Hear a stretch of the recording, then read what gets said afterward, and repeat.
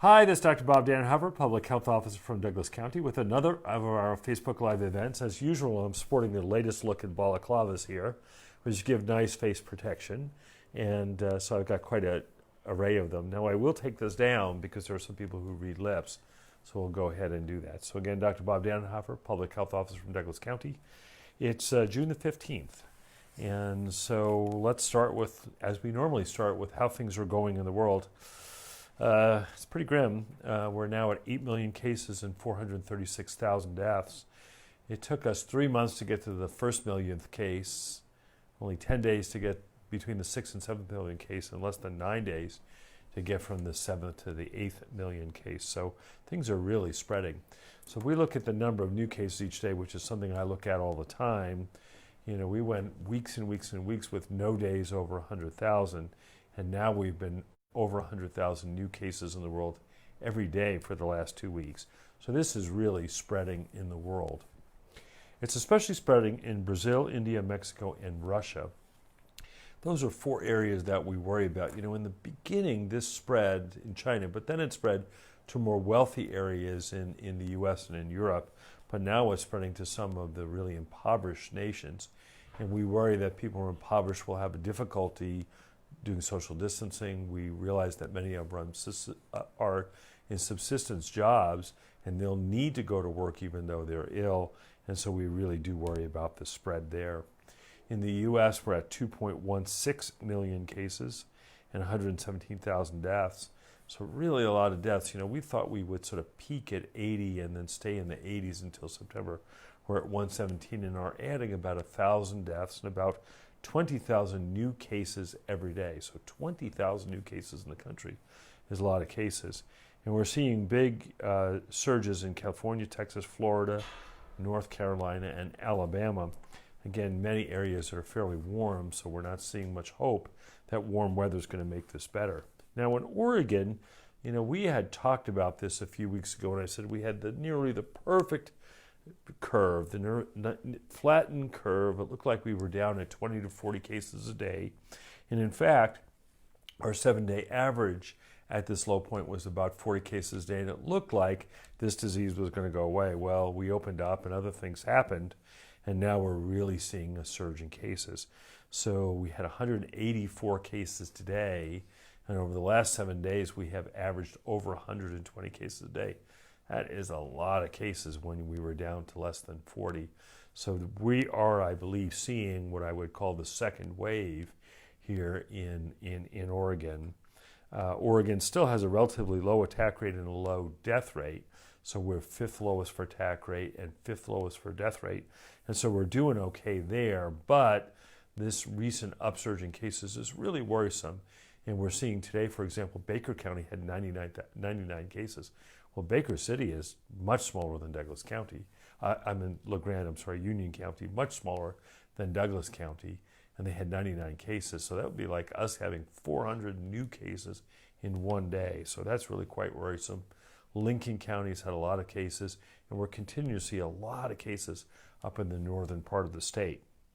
However, when we get to Douglas County, we haven't had a new case in a week. We're still stuck at 29 cases, 28 have resolved. There's one fellow who's still in the hospital and is pretty sick, although understanding he is getting better, and nobody else currently hospitalized. So in Douglas County, we're doing better, but in other counties in the state, we're really starting to see a surge, and I think Oregon is certainly seeing its second wave. Anyway, we're here, not for me, but for you to take your questions, so put them in the chat box and we'll go ahead and do it. We had a question from earlier today, and so the question is from someone, I don't know if you want me to use your name, 77-year-old female, immunosuppressed due to chemo for rheumatoid arthritis. I'd like to know if it's safe to have my teeth cleaned at my pre-scheduled appointment on Wednesday. Well, I actually had my teeth cleaned a few weeks ago, and it was an incredibly safe adventure. They were doing everything exactly right, and actually I was probably more of risk to them than they were a risk to me. They used their PPE exquisitely well. It was a little different from a regular visit. So I've got my teeth cleaned every couple of months for the last 30 years. And this was different. They actually had 2 people there doing it. one who was doing the cleaning, and one had this little vacuum cleaner to suck up any juice that would be there. They did the exam before they did the cleaning. Didn't seem to make much difference to me. Had a pat. Dental cleaning, perfectly safe. So what is the latest info on the asymptomatic spread of COVID-19, Nancy asks. So I will try and avoid the mistake that the WHO person made on this. And there's two kinds of asymptomatic. Asymptomatic means you get the disease and you never have any symptoms at all. Truly an asymptomatic case. They say, Bob, you're positive. You say, whoa, that's a surprise, because I've never felt better. And that would be somebody who is truly asymptomatic, and you'd follow me through, and the next 2 weeks I would stay perfectly well. That happens maybe 20, 30, 40% of the time. Actually, it turns out when you ask those people who are asymptomatic at the time, they frequently later do have symptoms. So again, the big ships have been the best place to do it. And on the aircraft carrier, many of those people were initially asymptomatic, but in the end, only about 20% were truly asymptomatic. But then there are people who are asymptomatic at the time you do the test, and then a couple days later they have symptoms. So we call those pre-symptomatic. So asymptomatic at the time of the test, but they later become symptomatic. Those people we think are very contagious. And there are a lot of pre-symptomatic stories of people who are pre-symptomatic spreading it to many, many others. And so we've talked about the choral practice in Washington.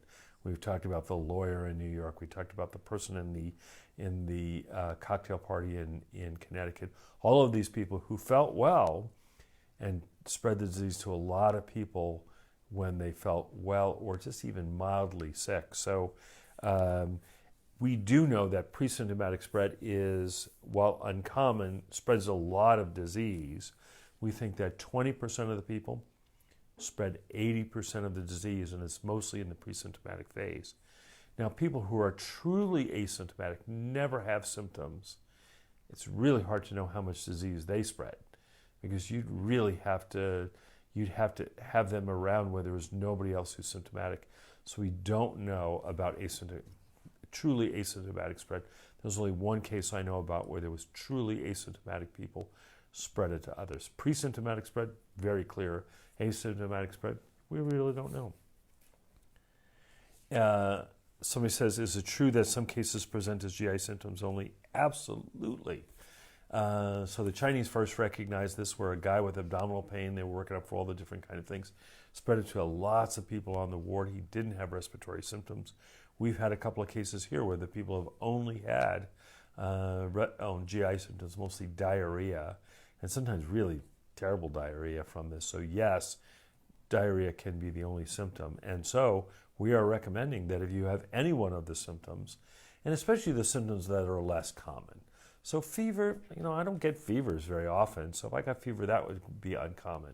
I've never been short of breath. So if I got short of breath, that would be really quite uncommon. You get a cough every now and then. Anosmia, loss of sense of smell, I've never had that, I don't think. And so if I had that, that would be quite uncommon. Ageusia, which means I can't taste anything.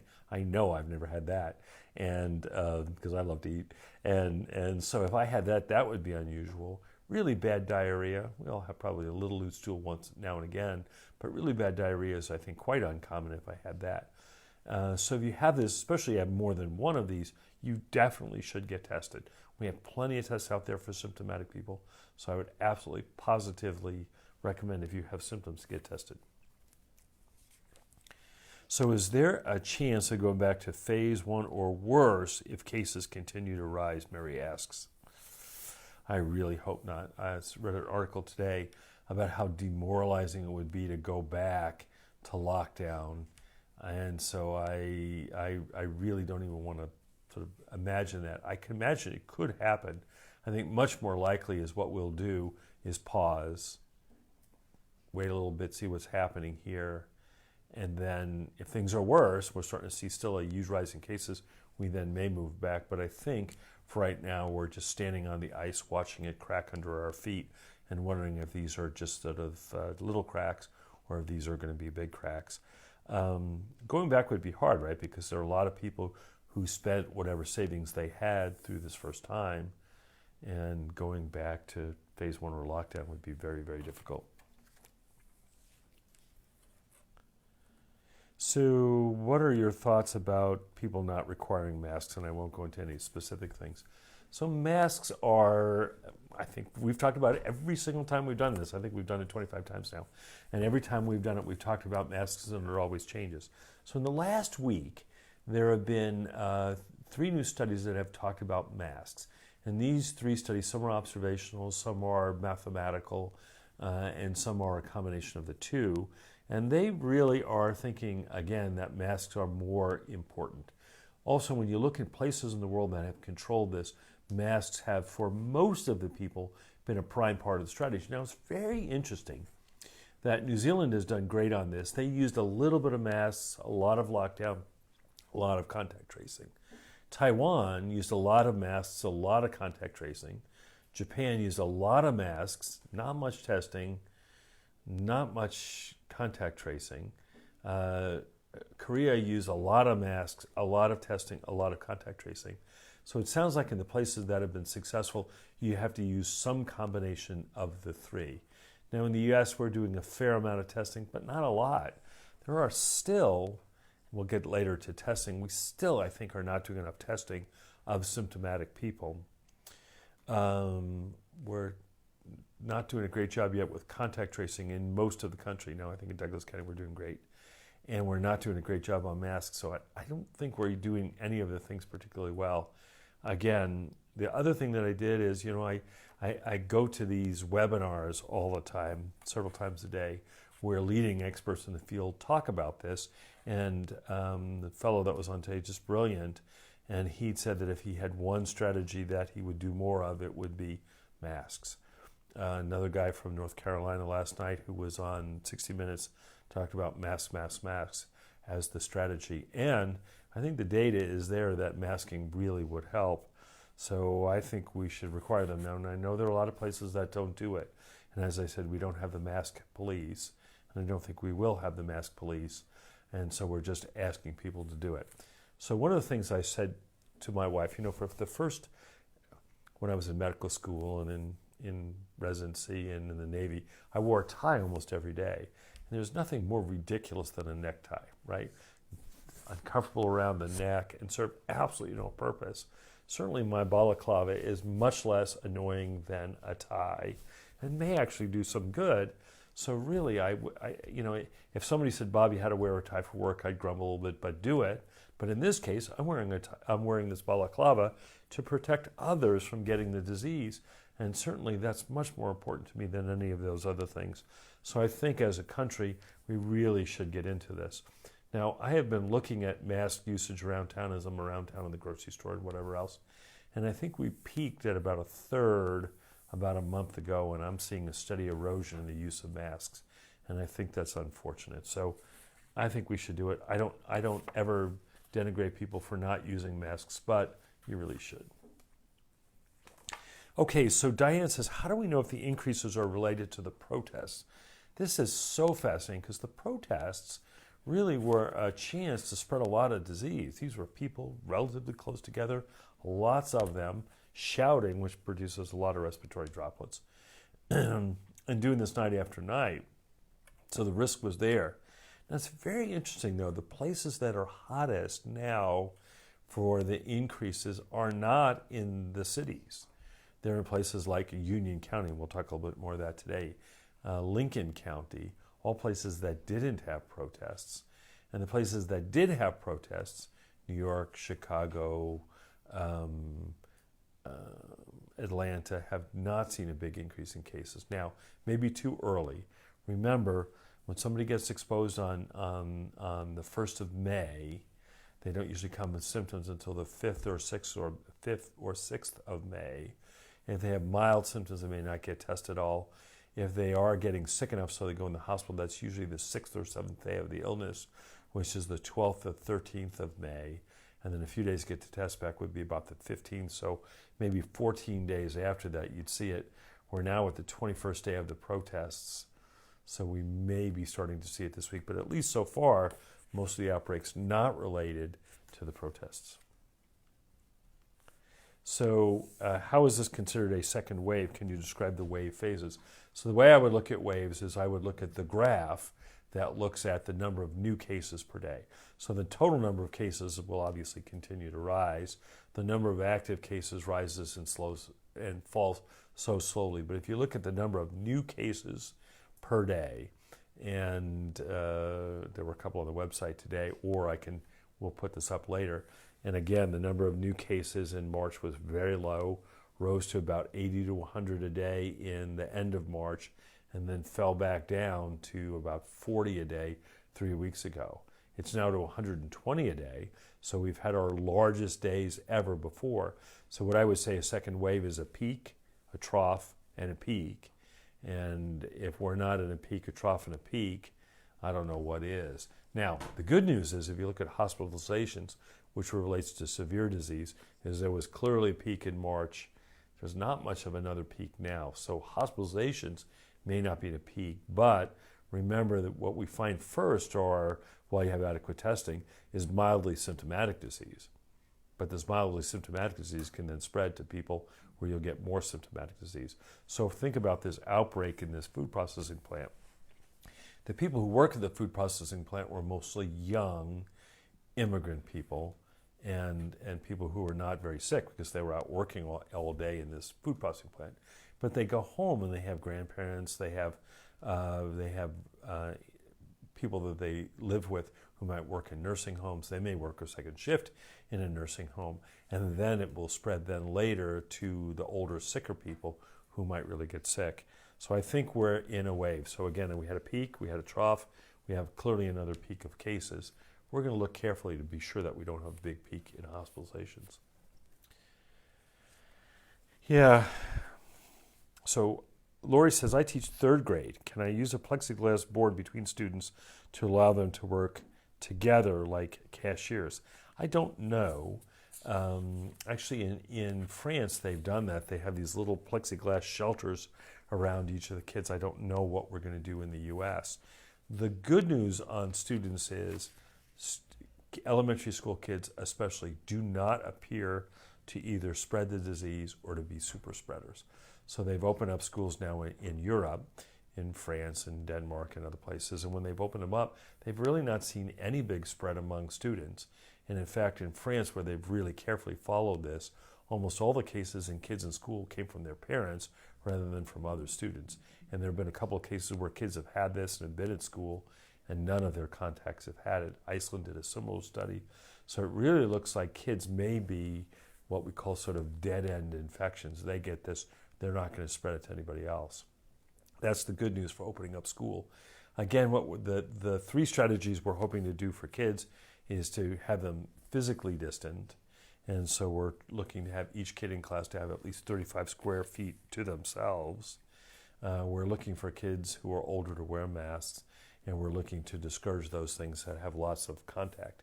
In addition, what we're asking schools and other places to do is cohort people together so that if one or two of the kids in the school would have disease, you'd only have to close down those 10 or 12 kids that were at rather than have to close down the whole school. So plexiglass might work. I think we're going to see much more of that. I think in grocery stores and others I've seen a lot of it, and it does change the interaction a little bit, but I don't think to any marked degree. So we'll see if that's going to be one of the strategies. Yeah, so Dennis says, this fall, if we become sick with flu-like symptoms, how do we know if we should contact our doctor to see if it's COVID or ride it out? We're not exactly sure what's going to happen when the next flu season comes. Now, because regular influenza is so low in the summertime, we're recommending that anybody with flu-like symptoms get screened for COVID. I think by the fall, we're likely to have enough testing that if you have flu-like symptoms, you should get tested for both flu and COVID.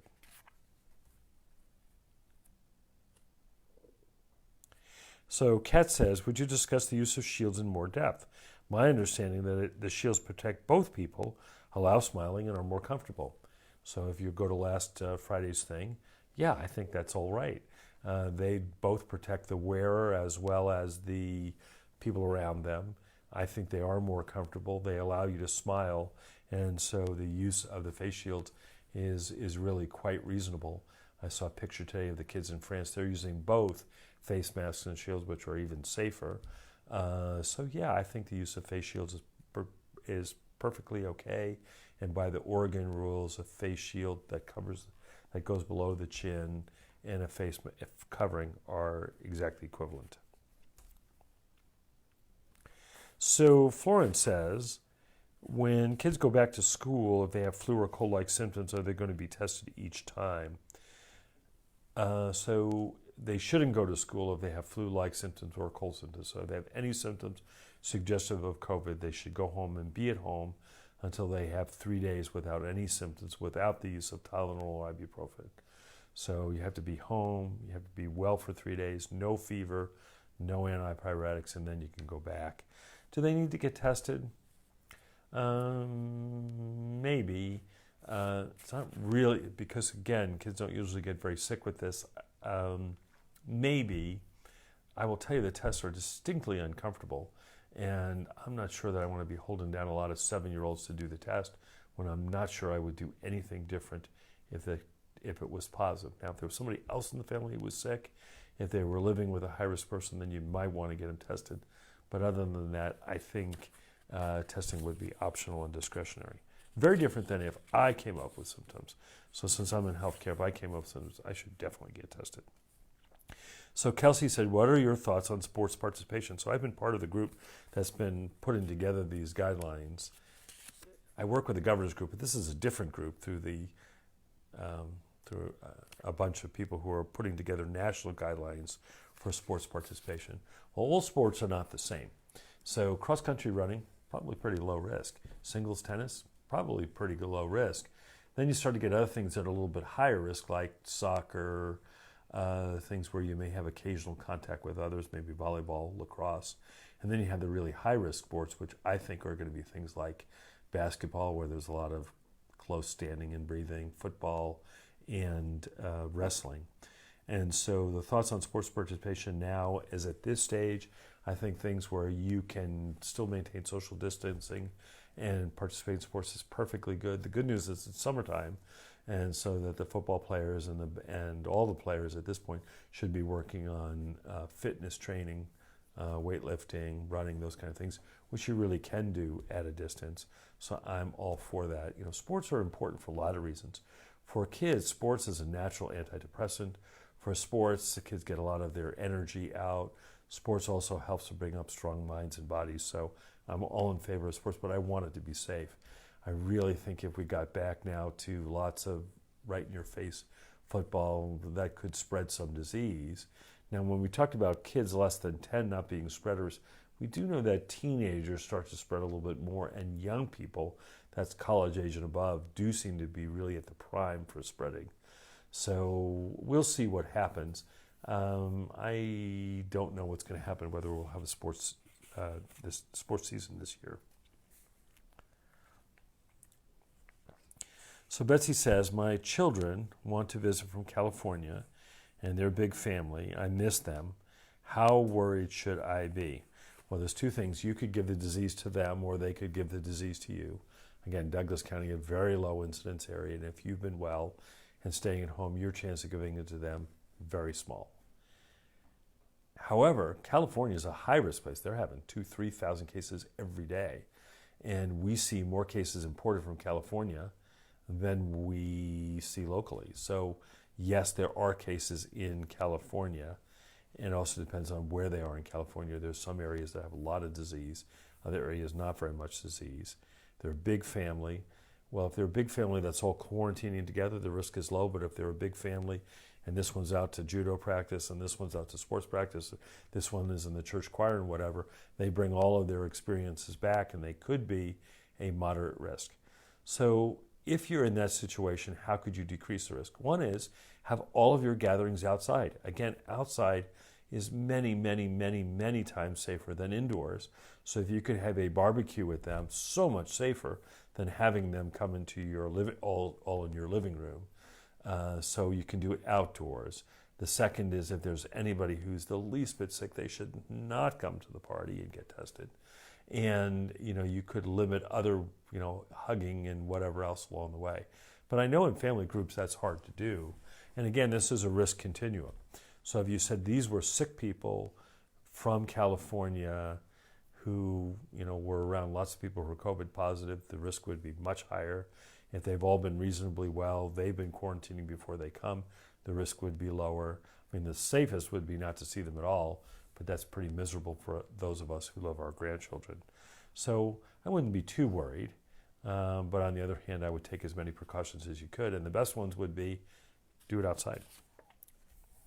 Oh. So Patty says, my 80-year-old grandma wants to go to the casino. She has a pacemaker. Do you think it's safe? So 80 is a considerable risk factor. So when we look at this disease, the risk of dying if you get it at this age, at age 80, is about 15%. So it's pretty high. It's pretty high. The casinos are doing a lot of work to stay safe, because they know that if there's a bunch of cases tied to casinos, people aren't going to want to go to casinos, and they don't make any money unless people come to the casinos. So they are really working very, very hard to make the casino safe by separating people, increasing air handling, doing some cleaning. I've heard some, after I said this the last time, I got some notes that, well, that's not the case. It's a little hard for me to know. I haven't been there. I think casinos are a particular, are an unusual place because they really depend upon older people to come. When you go to the casinos, I feel like I'm always the youngest person there. Probably not, but it feels like these are a lot of old people there who are together. So I think they're doing a good job of staying clean. But at 80, that's moderate risk. So Melinda says, how long can you pass the virus and not without knowing you have it? So we clearly know that if you're coming down with the disease, so again, you were exposed on the 1st, you're going to start to show symptoms on the 5th or 6th. We clearly know on the 3rd, the 4th, or the 5th, you can be very contagious. So we clearly know in the 17, you're probably most contagious 17 hours before symptoms, but that's anywhere from 12 to 36 hours before. So in the day or two before you have symptoms, you can be very contagious. Now, if you're going to be totally asymptomatic the whole time, again, that's really hard to know. You'd have to do that study, what you'd have to do is you'd have to test asymptomatic people every day or two, and lots of them every day or two for weeks or months at a time, and nobody has done that study yet. So, but clearly before you show symptoms, you can be contagious for a day or two, and that's why I always use my balaclava, because I could be coming down with this in 2 or 3 days, and I don't want to give it to those people that I love.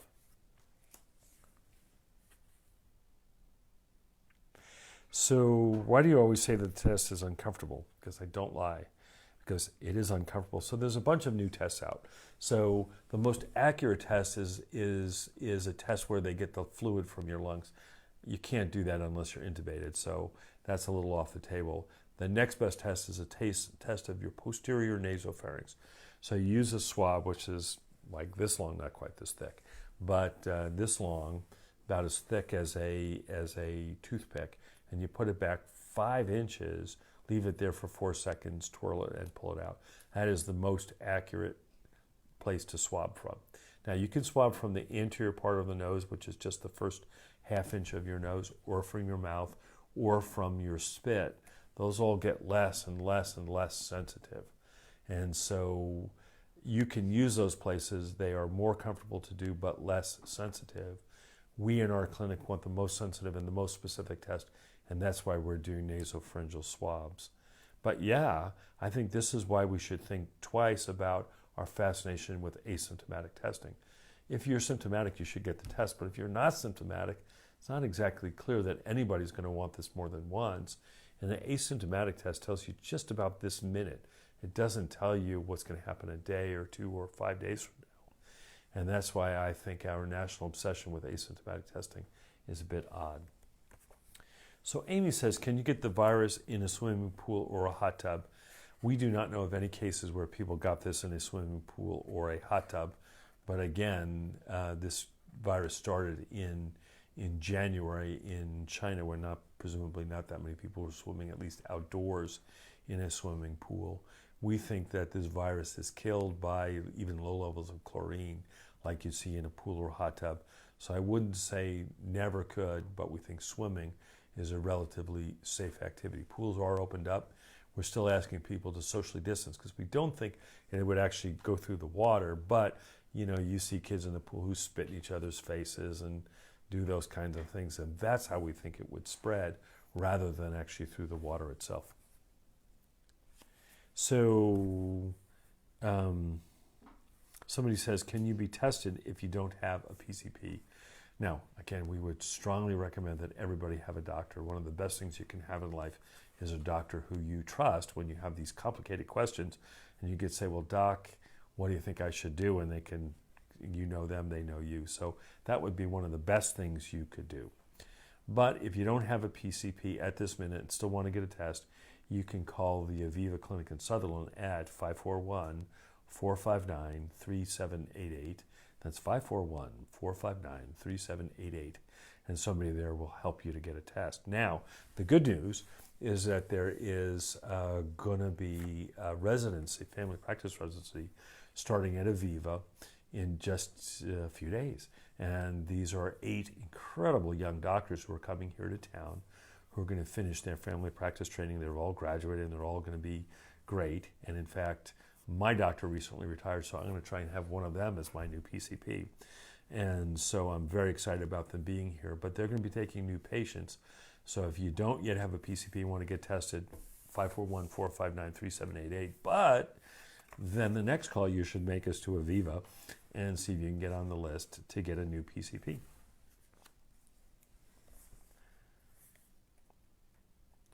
So Amy says, are the swabs being tested for flu and other illnesses if they're COVID negative? In the testing that is done now, it is not. So they test for COVID and that's it. And if it's COVID, it's negative. Now, there was this study in Seattle called the Seattle Flu Study where they look for any virus that's there. But these are not viral cultures. These are PCR tests that look for specific COVID DNA. And if it's there, it's positive. It's not there, it's negative. They're not looking for other illnesses. Now, there is a way to do that. And it will be interesting to know someday when we get the Seattle Flu Study, what were all those people sick with? In January, February, March, there were a lot of people sick with bad stuff. But their flu tests were negative, their COVID tests were negative, so they must have had something. What was it they had? And when the Seattle Flu Study comes back, we'll likely find out some of what they had, but not all, but some of what they had. We don't think they have COVID, so all those people were sick in January. Maybe some of them had COVID, but most of them probably did not. So what is it? There's 200 different viruses out there that cause colds and pneumonia. And for the most part, they don't cause such severe disease that we ever even really track them down. So the other coronaviruses besides SARS-CoV-1 and SARS-CoV-2, which causes COVID, are out there. So there's 4 other coronaviruses that are out there that cause colds and coughs, but almost never cause disease bad enough for you to get hospitalized and certainly not bad enough for you to die. So some of this may have been the typical coronavirus. So Tracy said, if someone had COVID in January, would the antibody test, if done now, be accurate? This would be a great time to do an antibody test if you think you had COVID in January.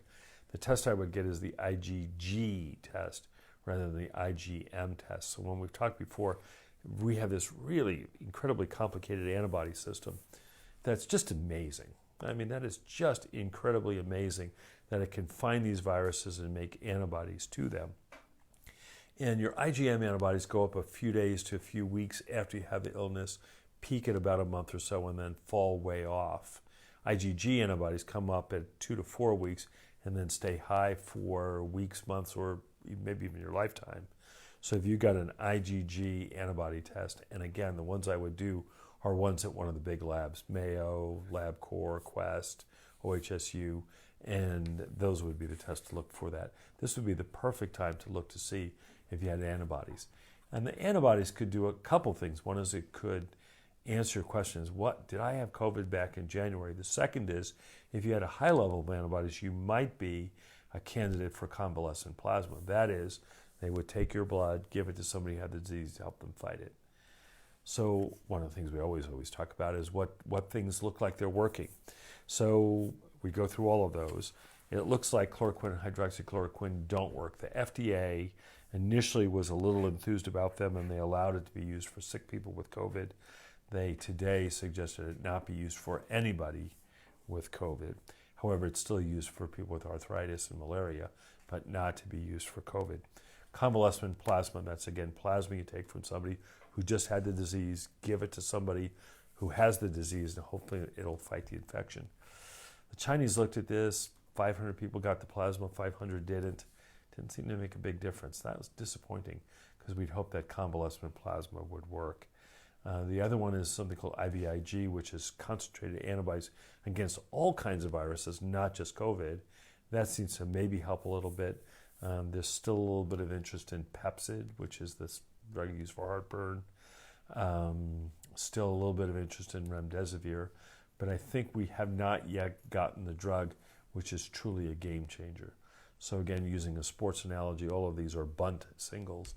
We'll always take a bunt single. Nobody will ever turn you down if you said I could make a bunt single every time. On the other hand, it's not going to win very many games. Similarly with this, everybody would take the remdesivir of it, shorten length of stay, maybe slightly decreased death rate, but it's certainly not going to change what goes on here. Other things that we were going to talk about today is we have some new stuff about vaccines, which is great. There are some vaccines now are in phase 3 trials. So typically the way they develop vaccines is they do a phase 1 trial, go through the data, see if it's worthwhile to go to phase 2, make more vaccine and do a phase 2 trial, and then look to see if that's going to be okay. And that's some of the reason vaccine development takes a long time.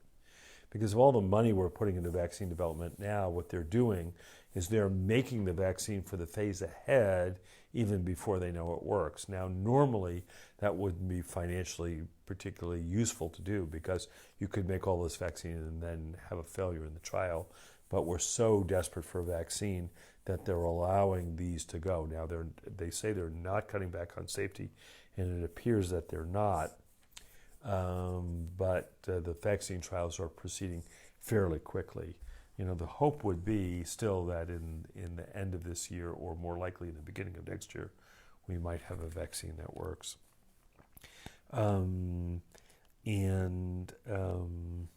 We have a couple of other things along the way. Again, more data about masks. The increasing data is that masks work.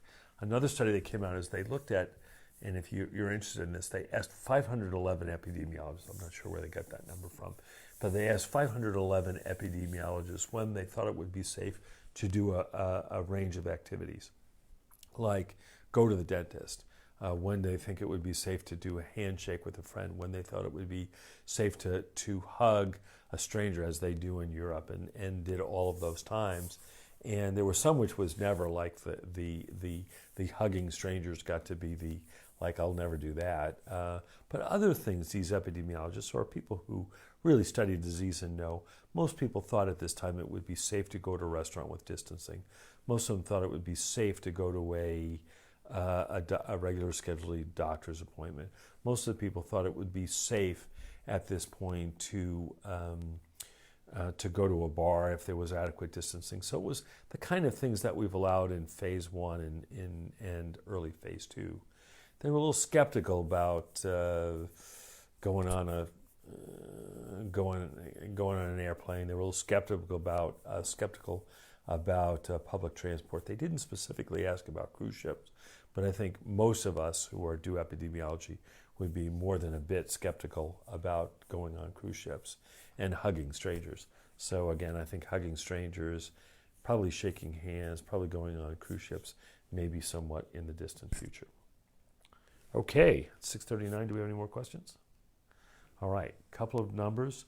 Our hotline is still open, 541-464-6550. They're open every day from 8 until 5, and they can take your questions.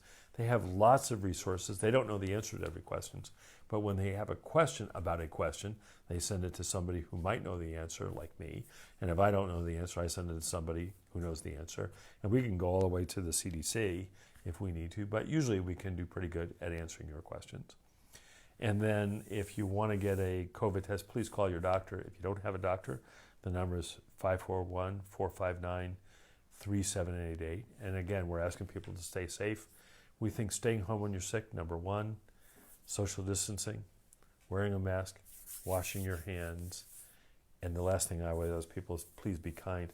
I heard that there was a stabbing over the weekend about a COVID-19 fight. Guys, this is important, but this is no reason to be stabbing people over. Really, we have to, in our country, to come together on this. And there's lots of stuff we can disagree about. I mean, I think the response to this, the amount of money we put into this, the level of shutdown, are all things we can totally disagree about. And I go to the same place for breakfast every morning, and there are a bunch of people there who really don't agree with me. But I think we always leave with a smile on our face, because we always leave with the sense that while we can disagree, we don't dislike each other. So just asking people, be kind. Thank you.